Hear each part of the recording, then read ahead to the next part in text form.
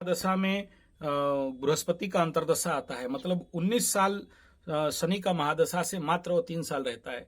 और इस समय शनि और राहु और शनि और बृहस्पति में लोगों को शनि बाबा बमबमा के देते हैं, उतरते शनि महादशा।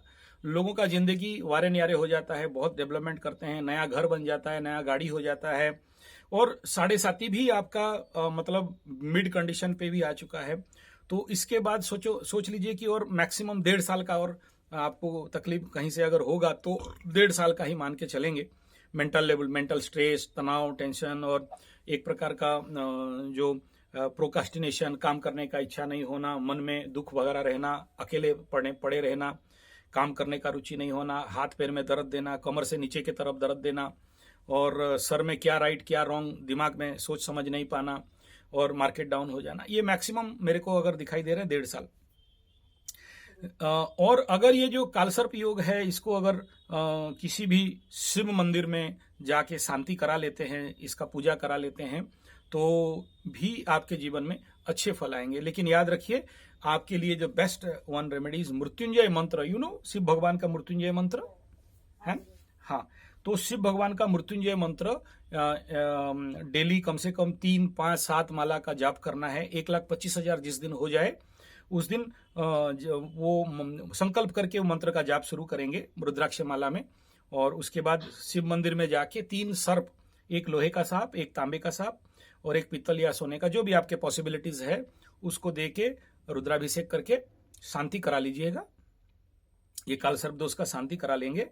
और उसी समय ही ये जो मंगल केतु का पिशाच बाधा योग है, जैसे आप बता रही थी कि माँ का डेथ के बाद ऐसा ऐसा हो रहा था, तो इसको भी उसी समय में ही एक ही काम में ही दोनों काम करा लेंगे। ग्रह शांति यज्ञ के साथ ये काल सर्प योग का निवारण दोनों यहाँ करा लेंगे। और पॉसिबल है तो एक अभी जो इस समय काल सर्प यंत्र का घर में रख के थोड़ा सा उसको सिंदूर, चंदन, फूल, दीप, भोग, प्रसाद ऐसे दे के उसको प्रार्थना करना है। तो यही काल सर्प योग जानते हो इंदिरा जी का था, ऐसे काल सर्प योग तेंदुलकर जी का था। तो ये लोग कोई कम नहीं है, या आप जैसे आज विदेश में इतना बड़ा काम कर रहे हो, ये कम नहीं है। ये ग्रोथ देता है, लेकिन कभी ठप करके गिराता है और कभी ठप कर ऊपर भी उठाता है। तो एक लाइफ में अप एंड डाउन कंडीशन बना हुआ रहता है। तो इसका शांति अत्यंत आवश्यक है जिंदगी में, जैसे भी हो कर लेना चाहिए। शनि महादशा 3 साल के जो आखिरी 3 साल है, इसके बाद बुध का महादशा, फिर बिजनेस में तो टॉप लेवल पे लेके जाएगा ही। बुध का स्थिति भी बहुत अच्छा है यहाँ। तो ये बुध व्यवसाय का ग्रह है, बुद्धि का ग्रह है, तो चलने लगेगा आपका जो इनकम जनरेशन, कोचिंग क्लासेस या जो भी सिखा रही हो, और जो भी व्यवसाय इत्यादि कर रहे हो, ये आगे दिख रहा है मेरे को कि हाँ ये ग्रो करेगा। लेकिन ये बाधा है जो कालसर्प बाधा है और ये पिशाच बाधा है, तो ये दोनों को शांति जैसे भी हो करा लोगे तो जिंदगी जो एनर्जी स्टॉकअप है आपके बॉडी में, एनर्जी रिलीज करेगा और आपका रास्ता खुल जाएगा। जिसके कुंडली में कालसर्प है कैसे पता चलेगा है या नहीं है? पहला बात है कि वो व्यक्ति जब काम करेगा तो भमभमा के काम करेगा, और जब आलसीपन करेगा तो सोया रहेगा, पड़ा रहेगा, ठीक टाइम में उठने का इच्छा नहीं रहेगा, कभी प्रचंड गुस्सा हो जाएगा, कभी बहुत शांत हो जाएगा, कभी नहीं समझ पाएगा, कभी बहुत समझदारी का काम करेगा, कभी दूसरे के लिए ऐसा व्यक्ति स्ट्रेंथ होके खड़ा रहता है। आप अपने पति के लिए स्ट्रेंथ बन के पीछे एकदम बैकअप देने वाला मजबूत नारी जैसे खड़े रहोगे। कभी कभी खुद आप दुर्बल हो जाओगे, कभी कभी आपके मेंटालिटी में इतना डाउन हो जाएगा कि आप सोच समझ नहीं पाओगे। आपका जो सोने का स्ट्रक्चर रहेगा एक सरपेंटाइन जैसे रहेगा, कभी मुड़ोगे, कभी बाएं तरफ, कभी सीधा। हर एक आदमी का अलग अलग सोने का स्ट्रक्चर रहता है। तो कभी कभार जिंदगी में ऐसा डिसीजन हो जाएगा कि खुद का नाश हो जाना, नुकसान हो जाना, लॉसेस हो जाना। तो कभी कभी शरीर से एक प्रकार का स्मेल आएगा, जो खुद आप समझ पाओ या दूसरा कोई समझ पाए कि ये स्मेल क्यों आ रहा है। It is like there is called snake type smell आता है।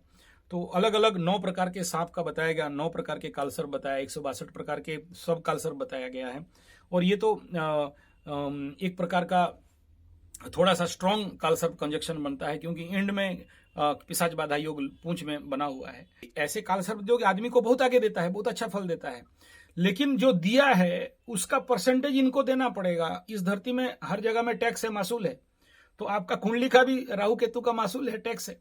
तो आप अपने कमाई का इतना परसेंट निकाल के इनको देना पड़ेगा। देखो, आप जैसे बोले ना कि मैं शिव भगवान का भक्त हूं, नेचुरली शिवांशी तो हो, शिव के अंश में जन्म हुए हो, इसीलिए साफ सपोले जैसे ही जिंदगी है।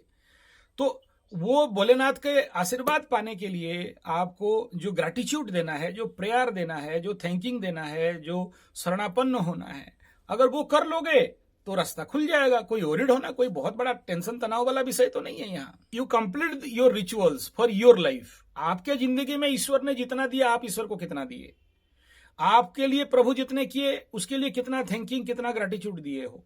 अगर नहीं दियो तो ये मौका है जहां आपको दोगे तो फिर आपको वापस सब कुछ मिल जाएगा। कोई डरने का विषय नहीं है।